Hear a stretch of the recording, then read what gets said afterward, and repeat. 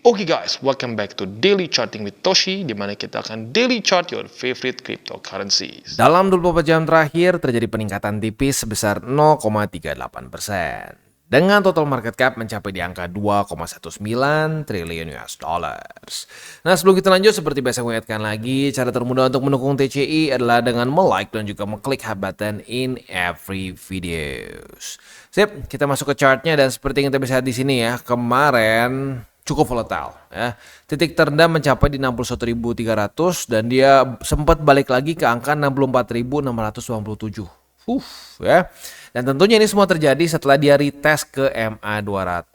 Jadi dia berkunjung ke MA200 and then langsung nih, literally di jam yang ini nih. Ini kan jam 9 ke jam 10. Dia wick terendah sampai ke MA200 langsung naik ke atas gitu.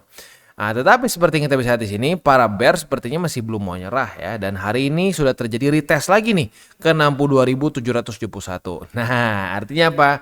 Artinya kita ada setup nih sebenarnya ya, setup futures. Tapi kita bahas di belakang lah ya, ada dua. Ada yang lebih konservatif, ada yang lebih agresif ya. Nah, selain itu mungkin jadi pertanyaan lebih penting adalah MA200. Bang, ini kita bakal jebol atau enggak? Nah, banyak yang bertanya seperti itu kan ya. Nah, kenapa? Ya karena 2022, buat lo yang masih ingat ya, 2022 kita berapa minggu nih di bawah dari EMA 200. Ini relatif panjang loh ya. Kita tuh terjebak di bawah dari EMA 200 selama 273 harian. Wow, ya quite long. Walaupun sempat ada fake out sedikit di sini ya dan dibanting lagi gitu. Nah, tentunya ini berbeda sekali ya, sangat berbeda dibandingkan dengan di cycle yang sebelumnya lagi ya di 2018. Ini bear market pertama gua nih ya. Kalau kita lihat di sini, dia kena EMA 200 dan rapih. Ya udah, berhenti aja di situ. Dan apa yang terjadi? Naik. Begitu. Ya bahkan ini kena COVID. COVID kan bisa dibilang force major ya. Force major pun kita tidak terjadi multiple weekly closes di bawah dari EMA 200 begitu ya. Nah, jadi ya kira-kira gimana nih Bang? Apakah bakal seperti 2022 atau seperti 2018 or even 2014 di mana dia tuh relatif rapih di atas dari 200.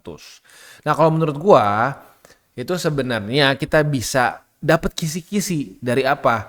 Dari ya ini bulan apa? Begitu ya. Kita bisa lihat di 2018 terjadi dump nggak di bulan Juni? Iya, terjadi ya. Tetapi nggak segila seperti di 2022 sih, tapi apapun itu ada lah ya.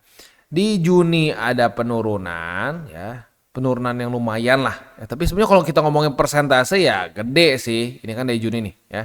Dari sini ke sini ya gede sih. 25%, tapi terlihatnya nggak terlalu gede. Jadi Juni dump, setelah Juni apa yang terjadi? Juli naik. Dan akhirnya kapitulasi akhir dekat-dekat di pucuk 2017. Ini kan Desember, ya ujung-ujungnya dropnya dan menemukan bottom kurang lebih setahun dari situ. Gitu kan. Nah, Juni 2022 di mana? Bukan di sini. Juni 2022 itu di bawah. Nah, ini menyebabkan dia jebol dari EMA 200. Sekarang permasalahannya ini adalah bulan Juni juga. Nah, artinya kalau kita mau ngomong secara bulannya ya, kita lebih dekat ke 2022. Gitu ada kemungkinan kita bisa jebol lagi dari EMA 200. Dan kita ya kalau kita ngelihat dari 2022 ya, ada potensi kita akan bermain lama dulu di bawah dari EMA 200. Pasti nggak Bang? Oh, nggak ada yang pasti. Konfirmasinya adalah ya tunggu sampai bulan Juni beres. Bulan Juninya jebol nggak? Kalau bulan Juninya jebol dari EMA 200, ya possibility-nya sangat besar sekali kita akan seperti di 2022. Gitu ya. Nah, ngomongin soal bulan Juni, bulan Juli ya. Hati-hati. Sudah mulai ada beberapa ya di sosmed, terutama di X ya, lalu juga ada beberapa yang di komen. Wah, ini sudah pasti ya kita bakal ngedam lagi nih soalnya kita Piala Dunia ya. Gini, gue udah sempat lihat ya Piala Dunia itu Juni Juli. Oke, kalau Juni statistically speaking memang kuat, ya drop. Nah, tapi kalau Juli, ya, ini Juli nih. Itu. Ini Juli nih. Ah, kecil Bang, paling berapa persen sih? Jangan main-main, 44 loh di masa itu, ya. Nah, jadi gini, maksud gua apa? Jangan sampai jadi patokan karena Piala Dunia. Ya, itu tuh lu seperti mencari korelasi yang tidak tepat begitu ya. Dulu ada satu contoh korelasi yang tidak tepat tuh ini. mengenai makan es krim dan potensi tenggelam. Ya, itu bagus, itu contoh yang sangat bagus menurut gua. Ya, jadi dulu tuh sempat ada ini ya kayak satu kasus buat membuktikan bahwa korelasi tidak selalu tepat, tidak selalu ada hubungannya begitu. Sebenarnya korelasi itu nggak berhubungan sama apa yang diperkirakan orang. Contoh seperti apa? Yaitu tadi gua bilang es krim ya. Saat orang makan es krim, ya, dia meningkatkan potensi untuk tenggelam lebih tinggi gitu, karena secara statistik saat orang banyak mengkonsumsi es krim itu banyak yang tenggelam. Nah itu salah. Kenapa? Karena begini, sebenarnya ya yang membuat banyak orang tenggelam itu kenapa? Karena banyak orang makan es krim waktu lagi musim panas, summer. Siapa orang gila makan es krim di winter? Ya bahkan di spring pun ya kadang-kadang cukup dingin gitu sampai nggak enak buat makan es krim begitu ya. Nah jadi korelasinya salah kan, makan es krim bisa gampang tenggelam, padahal salah karena memang kalau lagi musim kemarau, musim panas, orang-orang lebih banyak makan es krim. Nah saat orang banyak makan es krim ya, itu bukan berkorelasi dengan dia akan lebih gampang tenggelam. Yang menjadi korelasi kenapa banyak orang tenggelam waktu lagi summer, karena lagi summer orang suka ke pantai. Nah itu sama seperti ini. Oh, BTC drop gara-gara Piala Dunia. Bukan, kebetulan Piala Dunia diadakan itu bertepatan dengan bear market. Coba kalau Piala Dunia ternyata dari awal tuh dia nggak dari sini gitu, misalkan dia nggak dari dia tuh bukan lagi masa-masa bear market. Anggap misalkan dia di 2025, ya nggak bakalan jadi statistik dia bearish begitu kan. Nah jadi hati-hati karena gini, bisa terjebak, serius bisa gampang sekali terjebak dengan tenanglah, selama masih Piala Dunia pasti ngedam. Hati-hati. Gitu. Ya, karena udah mulai banyak nih ya sentimen seperti itu, ya. Sip.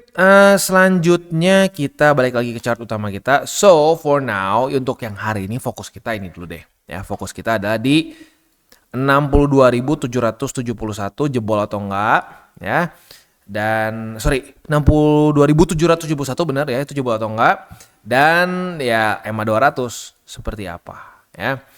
Nah selain dari itu on the other hand ya, kita sudah 1, 2, 3, 4, 5, 6 sudah 6 hari berturut-turut koreksi tanpa ya rally begitu, tanpa ada counter sama sekali gitu ya.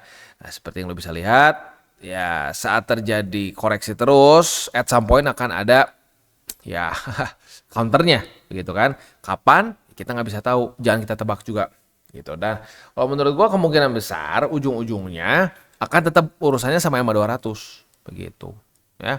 Kemungkinan kalau sampai selama seminggu ini alot, EMA 200-nya alot, nah itu ada kemungkinan bisa ada counter trend begitu, which is ya ada kemungkinan bisa naik gitu. Tapi sekali lagi ya, jangan sampai lu berpikirnya bahwa ya udah kalau gitu caranya udah sekarang long aja udah pasti. Enggak, jangan, tunggu setup gitu. Jangan sampai kita masuk ke market karena cuma katanya sih bakal naik, katanya sih bakal turun. No ya. Kita buka posisi karena kita punya SOP ya, dan ini sudah memenuhi SOP kita begitu. Bukan karena sentimen seseorang atau grup atau siapapun begitu. Ya, jadi makanya gue sangat menyarankan buat lo tuh punya SOP pribadi gitu. Mau gimana? Lu mau ngikutin cara kayak gue, boleh purchase retest 1 retest 2 di support misalkan ya. Boleh ya, atau retest 1 retest 2 di resisten buka short, boleh ya. Atau lu mau modif lagi, bang gue pengen pakai RSI, pengen pakai MACD, monggo. Yang penting punya SOP ya, tahu cara masuk, tahu cara keluar, tahu resiko. Kalau lu pegang 3 hal itu, ujung-ujungnya likuidasi tuh kalau lu freak accident, nah gitu, bukan normanya. Gitu. Banyak orang kan jadi norma tuh kalau trading futures tuh liquid lagi. Oh, itu bukan hal yang biasa. Udah biasa memang kalau trading futures tuh sering liquid. Salah ya. Kalau lu trading futures sering liquid, ya itu artinya apa? Artinya nggak bisa jaga resiko. Kalau sering kena cut loss, sering kena SL, mungkin SOP-nya kurang bagus. Tapi kalau kena liquid terus itu bukan masalah kurang bagus, itu masalah nggak bisa jaga resiko. Gitu. Ya. Oke. Kita masuk dulu ke Ethereum. Untuk Ethereum kita bisa di sini ya ikutan terjun payung ya. Malah lebih gila kemarin ya. Coba kita cek. Iyalah ya, di sini cuma 0,36. Kemarin ETH ngedam 2,3% ya. Nah selanjutnya ini data penting. Data penting kemarin kita bisa di sini. Hasilnya ini worse than expected. Untuk siapa? Ya untuk USD ya. Alhasilnya apa? Alhasilnya adalah di XY-nya sempat melemah dulu nih. Lihat, sempat nge-weak ke 99,224. Nah, ini yang mungkin menyebabkan kenapa kemarin BTC sempat menguat dulu, and then ya nanggung lagi gitu kayak sekarang ya. Malah sekarang drop lagi lanjut ke bawah. Jadi ya penyebab utamanya mungkin adalah ini ya. Dan ini sebenarnya lucunya ya, kalau buat lo ingat kemarin kita kan sempat pakai Wobby MetaChat ya. Kita sempat tanya ini kira-kira seperti apa ya. Nah, di sini kan initial jobless claim kemungkinan berbeda dari forecast, deviasi tetap nyata minoritas ini. Jadi apa namanya? Ya sekali lagi AI bukan kita pakai untuk jadi ini ya, bukan jadi untuk mesin pengganda uang bukan, tetapi kita bisa pakai MetaChat atau AI in general sebagai suatu alat bantu begitu ya. Nah, ada lagi hari ini ya. Hari ini kan kita keluar 3 data penting nih. Nah, ya kita bisa minta pendapat ya. Sekali lagi minta pendapat bukan minta diramal ya, bukan. Kita misalkan di sini gue minta apakah 3 data penting dari US hari ini potensi berbeda lagi dengan forecast, better or worse than expected. Nah, coba tanya gitu ya. Nah, dari sini dia akan mengambil data ya, dan sebenarnya bisa bukan cuma data tapi mengambil sentimen juga dari misalkan ya dia tuh bisa ya, sekali lagi AI itu anaknya apa? Dia tuh seperti asisten pribadi kita. Kita kan kadang-kadang malas kalau misalkan bacain sesuatu forum, orang ngomong apa sih, pendapat orang apa sih. Nah, dengan AI mereka bisa nge-scan berbagai macam forum-forum, pendapat-pendapat orang mengenai potensi hari ini. Tapi sekali lagi, potensi, sentimen, bukan melihat masa depan gitu ya. Kita lihat di sini ya. Sikatnya tanpa melihat kalender dan data real time, saya hanya bisa berikan probability umum untuk 3 rilis AS yang paling sering berdampak hari ini. Itu initial jobless claim, continuing claims, dan retail sales atau CPI ya. Jika itu yang dijadwalkan, perkiraan potensi deviasi. Initial jobless claim, kemungkinan deviasi sedang. Dalam mingguan noisy, ini yang kemarin sebenarnya ya. Itu yang kemarin. Oke. Balik lagi ke sini ya. Continuing claims, kemungkinan deviasi lebih kecil dibandingkan IGC ya. Lalu di sini retail sales ini ya. Nah, oke.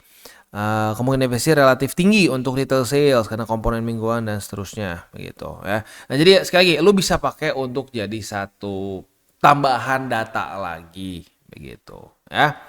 Oke, begitu. Dan ini gue nggak tahu kapan gue bakal update lagi. Terakhir kan dua-duanya profitable nih. Nah, sekarang yang traffic light yang lebih gede ini profitnya dibandingkan trend driven ya. Tapi yang trend driven juga sebenarnya dibilang dia rugi banget juga enggak sih ya. Sekarang yang lagi runningnya rugi. Tapi kalau kita tutup semua total equity-nya masih di ya dekat-dekat lah ya. Oke, nanti maybe at some point kita akan update juga mengenai dua ya agent yang udah jalan berapa lama nih. Ya, kayaknya udah 2 minggu gitu, atau 2 minggu kurang ya. Sip, balik lagi ke menu utama kita. Balik lagi kita lihat ke BTCD ya. BTCD kita bisa di sini kemarin terjadi bounce yang lumayan dan dia balik lagi ke harga, bukan harga ya, tapi ke ke Maret ya. Ke Maret di sekitar 58,38%. Ya udah, tinggal kita lihat apakah dia akan ada bounce lagi ke atas atau tidak. Tapi ya cuma satu aja remindernya. Ini bukanlah altcoin season. Kita dulu waktu di bull market udah terus-terusan ngomong sampai berbusa-busa. Altcoin season itu butuh liquidity yang cukup. Gitu ya. Kalau kita lihat minimum butuh apa? Minimum tuh butuh balance sheet. Ya, balance sheet yang mendukung. Yang mendukung tuh gimana, Bang? Flat lah, minimal flat. Tuh. Kalau flat itu masih ada harapan altcoin season. There ya. Tapi kalau udah turun, apa yang terjadi? Ya udah BTC merajalela, gitu ya. Nah, kalau udah naik, nah itu bagus. Itu yang paling ideal. Lihat saat naik, BTCD biasanya relatif melemah, gitu ya. Nah, kali ini gimana? Ada peningkatan sih, ada peningkatan. Tetapi ya sekarang terlalu banyak ketidakpastian. Ketidakpastiannya apa? Ya ketidakpastiannya adalah urusan geopolitik. Ya lalu juga ada ketidakpastian lagi dalam interest rate gitu. Jadi sebenarnya itu minimum ya. Idealnya seperti apa? Idealnya adalah ada QE. Itu udah paling ideal. Kalau ada QE, possibility altcoin season itu sangat besar sekali, bahkan bisa dibilang ya kita kan QE nggak terlalu sering ya. Kita QE baru sekali nih sepanjang ada BTC gitu kan. Ya, sepanjang ada, ini lebih tepatnya ya, sepanjang ada kita bisa lihat observe BTCD ya. Ya kita bisa lihat pada faktanya kita QE sampai sekarang 100% probability-nya dia altcoin season. Nah sekarang kita belum QE. Seperti yang gue bilang di kemarin-kemarin di sini. Ini QE bukan? Bukan. Lalu peningkatan di sini. Nih. Ini QE bukan? Bukan. Ini hanya peningkatan balance sheet yang udah dijelaskan di FOMC bahwa ini hanyalah peningkatan balance sheet untuk jaga-jaga, bukan untuk QE, gitu kan? Ingat di masa-masa itu, wah kita QE nih, dan yang bangkainya di media juga dibilangnya, oh ini mini QE, itu menyesatkan sebenarnya ya. Apa yang terjadi? Drop lagi. Nah saat drop gini banyak yang kecewa. Nah hati-hati, ya hati-hati dengan sentimen seperti itu. Nah, karena kalau sekarang kita maksain di altcoins, resikonya terlalu gede untuk potensi profit yang relatif kecil, begitu. Ya tentunya relatif kecil tuh dibandingkan dengan saat bull. So jangan aneh-aneh kalau menurut gua. Ya kalau sampai lu pengen masuk ke BTC dulu aja. Toh kita kan udah dapat kesempatan buat akumulasi ini sekarang. Ya ada sempat tanya, bang udah boleh akumulasi belum? Ya boleh lah. Kan udah ke EMA 200. Boleh lebih gede nggak? Boleh lebih gede. Justru ini waktunya lebih gede. Begitu. Ya. Tapi ingat, walaupun ya udah kena EMA 200 seperti yang kita sudah bahas dulu sebelumnya, itu masih ada potensi drawdown 30%. Oh, jadi EMA 200 30%. Oh, udah Bang, kalau gitu caranya nggak usah beli. Ya nggak bisa gitu juga. Kenapa? Gimana kalau gini?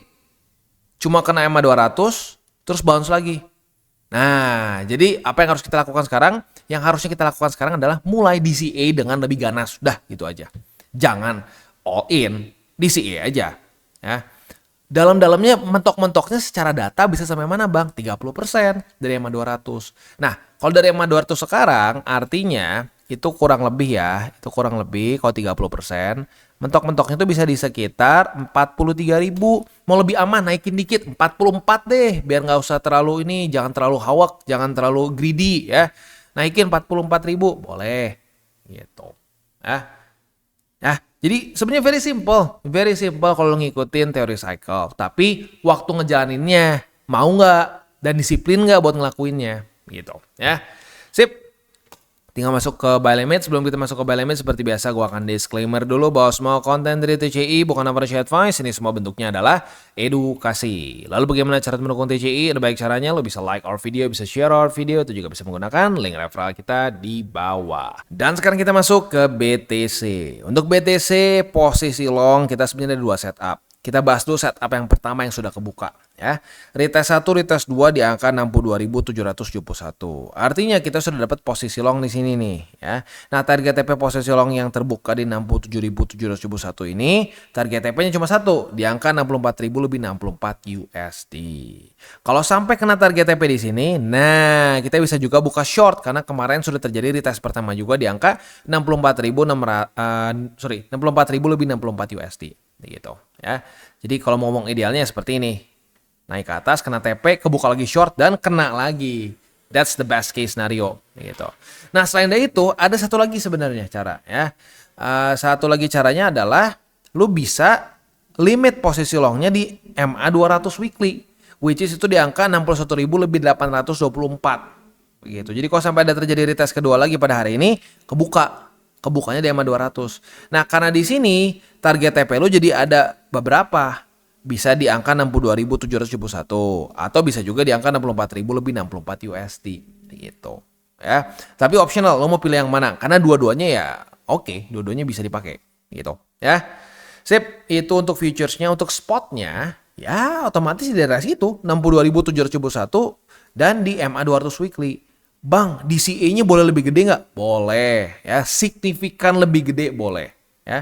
Ini buat lu yang keluarga TCI yang OG ini, ya, yang dari 2022, ya ini basically scenario-nya percis kayak di masa-masa ini. Lu boleh DCA signifikan lebih besar dibandingkan dengan biasanya, ya. Oke, gitu. Next, kita masuk ke Ethereum. Untuk Ethereum kita bisa di sini belum ada setup lagi karena ya udah jebol dan kemarin pun nggak ada retest di 1824 ya. Dan arguably kalau kita lihat di sini ya, kita udah mendekati ke udah mendekati 2023 ya. BTC coba kita lihat. BTC masih 2024. Ya, well itulah resiko dari alts ya, dia lebih volatile gitu. Jadi belum ada SATA futures. Sekarang langsung aja kita ke wejangan ya. Untuk wejangan dari gua sekali lagi, lu bisa lihat komen-komen yang kemarin gitu ya. Ya enaknya pakai fakta data statistik gitu. Ya saat lu menggunakan fakta data statistik, ya jadi gampang, lu nggak ngerasa kayak pakai ego lu gitu ya. Gua pernah di sini ngomong, tuh lihat, gua tuh hebat ya, analisa gua hebat. Enggak, gua bilang karena gua lebih peka terhadap data, lebih peka dan gua nggak mau memaksakan kehendak gua begitu. Gua udah sering ngomong kan, kehendak gua sih gua 100% sekarang di BTC, terus BTC naik ke 1 juta. Itu keinginan gua. Ya naik sampai ke berapa juta, kalau perlu jangan cuma 1 juta. Nanggung bro ya, sekalian 1 miliar dolar. Itu keinginan gua. Tapi kan faktanya nggak seperti itu. Market tuh punya patternnya sendiri ya. Kita sering ngasih analogi, market tuh seperti mantan paling kejam. Ya gua tanya lu ya, bagi yang punya mantan yang kejam-kejam, gua sih enggak ya. Ini gua cuma denger dari satu aja yang pernah punya mantan. Haha, gua nggak pernah. Mantap ya. Kayak sniper tuh, kayak tembak, boom, pacaran, nikah langsung ya. Ya walaupun prosesnya lama ya, nggak cuma setahun 2 tahun ya, itunya pacarannya ya. Ya tapi ya seperti itu. Jadi ya yang gue dengar dari orang-orang yang punya mantan gila, ya kayak market begitu, dimana market itu makin lu suruh-suruh makin nggak mau dia ikutin kan ya. Gue pengennya begini, kata market, terserah, gue maunya begini. Nah, market tuh percis seperti itu. Jadi kalau udah tahu nih market nggak akan ngikutin kehendak lu, berarti tugas lu ngapain? Kalau lu pengen cuan ya, kalau lu nggak pengen cuan ya terserah, lu masukin aja terus keinginan lu. Tapi kalau lu pengen cuan, lu harus peka terhadap dia seperti apa sih market tuh. Nah, udah gitu aja sebenarnya. Dan buat lu yang mau dengerin data, ya sekarang kan senyum-senyum kan? Ya senyum lah. Dibandingin lu all in di sini, berapa banyak orang bilang, wah gitu, telat kalian, makanya beli sekarang sebelum naik lagi. Naik nggak? Kagak. Kaget nggak? Enggak. Ya, nggak kaget. Wah, lu hoki aja. Hoki? Oke. Ini apa? Ini apa? Ini apa? Lihat. Wah, ini kan belum pernah kejadian. Pernah. Nih, malah lebih parah di 2022. MA50 juga ke reclaim. Ini MA50 masih jauh. Ingat yang kita terus omongin berkali-kali, ya. Selama MA50 masih menjadi resisten, this is still a bear market. Udah bilang aja telat, udah telat lu ya, bilang aja lu bikin bikin para subscriber lu tuh rugi, ini udah naik. Oh iya, lower high. Udah gitu sekarang kebanting lagi, tidak akan komen lagi, tidak akan ada lagi sanggahannya. Kenapa? Karena salah total. Gitu. Dan sekali lagi salah totalnya bukan karena gue hebat, bukan. Lu semua bisa lakuin hal yang sama yang gue lakuin. Asalkan apa? Lu disiplin, lu sadar bahwa kita di mana nih secara teori cycle-nya. Gitu ya. Berarti udah ya, itu benar-benar dari 2018, dari pertama kali gua masuk ke kripto, nggak pernah sekalipun bear market ya orang bilang teori cycle itu sampah, teori cycle sudah tidak berlaku lagi. Every single cycle selalu ada yang ngomong seperti itu. Tapi lucunya apa? Teori cycle nggak peduli, sama seperti market. Terserah lu mau bilang ini udah nggak relevan, lu udah mau bilang ini udah nggak guna. Gua sih mau tetap ngikutin pattern gua sendiri, dan akhirnya balik lagi ke situ kan. Tuh, ya. Jadi hati-hati dengan retorika, ya, dan hati-hati dengan gaslight, karena banyak sekali orang tuh yang menggaslight caranya. Ya, mau jualan kelas tapi dengan cara gaslighting, gitu. Ya. Wah, kalian telat, begini-begini. Ya, siapa suruh nggak ngikutin saya? Udah bottom kok. Udah bottom. Kemarin tuh udah beres di Februari, bla bla bla bla. Padahal nggak ada data yang menunjukkan bahwa this is the bottom. Nggak ada. Belum kayak MA200. Secara durasi jauh dari setahun. Gimana caranya bisa di Februari? Kita Oktober baru pucuk, Februari udah beres. Belum pernah seperti itu sepanjang masa. Gitu kan? Ya, tapi banyak yang kena. Kenapa? Karena di gaslight. Wah tuh lihat kalian telat, makanya join kelas saya, tinggal bayar sekian, 100x. Dapat nggak 100x gua tanya? Kagak. Dia yang 100x dari duit lu. I'm just gonna be frank with you, that's the fact. Dan itu tuh bukan satu hal baru. Itu dari zaman gua pertama kali masuk ke dunia kripto juga sama. Cuman dulu lebih bodoh, dulu lebih langsung ketemu. Tuh orang harus kabur. Kalau zaman sekarang tinggal di internet. Wah, ayo masuk kelas saya ya. Masukin berapa juta langsung balik modal, gampang sekali ya. 100x ya. Tinggal ngomong 100x kayak ngomong ini kayak makan tai gitu gampangnya gitu ya. Tapi faktanya kejadian kagak. Gitu loh. Ya kan? Jadi stop bermimpi yang aneh-aneh ya. Kita tuh udah bagus sekali kok dapat dari statistik seperti ini tuh udah oke banget nih buat lo yang dapat bottom bareng-bareng sama TCI di 2022. Itu 700% loh against USD. Lu bandingin sama rupiah berapa dah? Lebih gila lagi kan? Nah, jadi sebenarnya udah sangat besar dan ini tuh bisa dibilang adalah cycle yang memble secara liquidity jelek. Itu pun masih 700% gitu ya. Lu jangan mau gampang teriming-iming sama 100x. Wah gampang, sebulan beres. Iya sebulan, elu yang dikibulin, elu yang jadiin exit liquidity. Gitu loh. Ya udah disuruh bayar, dijadiin exit liquidity gitu kan. Ya ini bukan buat keluarga TCI ya, gue ngomong seperti ini. Gue ngomong buat yang baru masuk ke sini. Gitu, yang mungkin baru kena lagi nih aksi dukun yang kemarin. Ya tau lah siapa itu ya. Wah 100x bla bla bla bla ya. Boom, turun ke bawah. Pusing kan? Nah, mungkin buat lu yang habis dari situ, karena TCI itu memang isinya gudangnya itu orang-orang yang kena dukun banyaknya. Ya. Nah, ya lu lihat. Bukan karena gue hebat loh. Kalau sampai ke depannya gue kesinting, jangan ikutin gue. Gue ngomong dari sekarang aja. Kalau tiba-tiba gue ngomong nggak pakai data, pokoknya percaya gue aja. Lu nggak percaya gue, nah tinggalin gue. Ya, sip. Beres. Kita tinggal masuk ke penutup ya. Penutupnya seperti biasa 3 golden rules. Jangan pegang panas, jangan over leverage, berpikirlah jangka panjang, dan salam tabur tuai. Oke guys, jadi itu adalah akhir dari segmen DCWT kita pada hari ini. Dan jangan lupa bagi kalian yang merasakan manfaat dari segmen ini, jangan lupa untuk share ke teman-teman kalian. Dan apabila lu pengen mensupport channel kita ya TCI, jangan lupa untuk menggunakan link referral kita di bawah. Nggak wajib ya, tetapi apabila lu menggunakan link referral kita di bawah, ada macam-macam ya, dari Bybit, Huobi, Maxi, toko kripto, dan banyak lagi ya. Ya, walaupun nggak wajib, tapi kalau menggunakan link referral kita, lu secara langsung membantu perkembangan dari TCI. Dan satu lagi, jangan lupa juga untuk join Telegram group kita, di mana kita bisa ngobrol-ngobrol santai mengenai dunia cryptocurrency secara 2 arah. So, jangan lupa untuk like, subscribe, klik the bell icon, and see you on the next video.